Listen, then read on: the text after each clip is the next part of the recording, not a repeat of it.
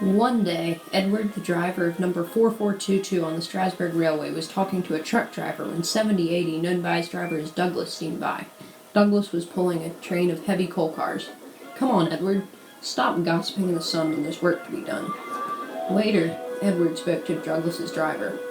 "The truck driver and I are old friends, and you and he had a lot in common, too." "We do?" quizzed Douglas. "And what would that be?" "Scrap. Our vehicles can be turned into scrap," said Edward quietly. Douglas's driver gasped. "Don't mention that word. It makes me legs wobble." "It does the same to Stepney's Bluebell engine," said Edward. "He was sent to the scrapyard, but the vicar and I saved him, and now he's in steam again on the Bluebell Railway. Even so, the Strasbourg Railway certainly does need another steam engine here." "I do, and quickly." That night, Douglas's driver was still working.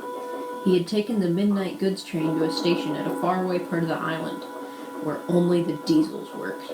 He was just shunting, ready for his return journey, when... "That sounds like a steam engine," he thought. The hiss came again. "Are you from the Strasbourg Railroad?" "I am proud of it. I'm the driver of this engine I call Oliver, and I'm with my toad-style brake van. We've run out of coal, and I have no more steam." "But what are you doing?" "Escaping." "From what?" "Scrap." Douglas's driver shivered. Then he remembered Edward's story about saving Stepney. "I'll be glad to help you. I hope we don't get in trouble, but I'm taking you away." Their drivers and firemen agreed to help too. Everyone worked fast.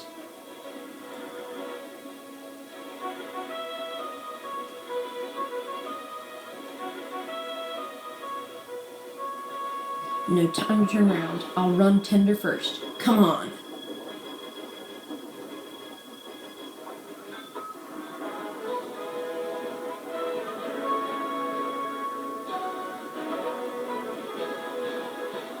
But before they could clear the station, they were stopped. "Aha!" called the foreman. "A tank engine, and a brake van too. You can't take these." "Aye, but they are for us," said Douglas's driver. "See for yourself then." The foreman looked all over Oliver. "Seems in order. Right away, guard."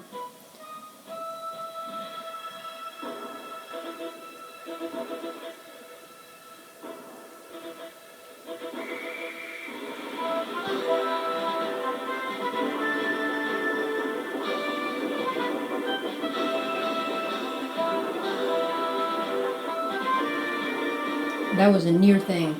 We have worse," replied Oliver, and they forged ahead. It was daylight when their journey ended.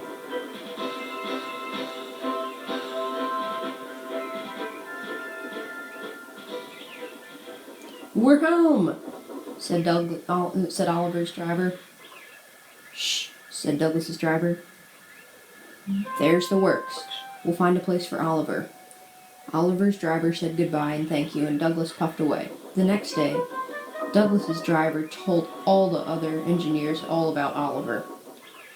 "The controller will have to know," said another engineer. "Douglas should tell him at once," added the truck driver. "Well, here he is," said a voice. "Now what's this all about?" "Beg pardon, sir, but we do need another engine." "Yes, sir," ventured an engineer. "A steam engine, sir." "Well, unless one's safe from scrap, there's little hope." "But, sir, one has." "Yes, indeed, and thanks to you, your engine Douglas, Mr. Driver. He is now at our works. Oliver is just what we need for the branch line." Everyone cheered. Now Oliver and Toad are painted and mended and painted beautifully. Oliver and his driver are happy on their branch line. The others laughed at first and called it the little line. Oliver and his driver were delighted, and so the little line, it will always be.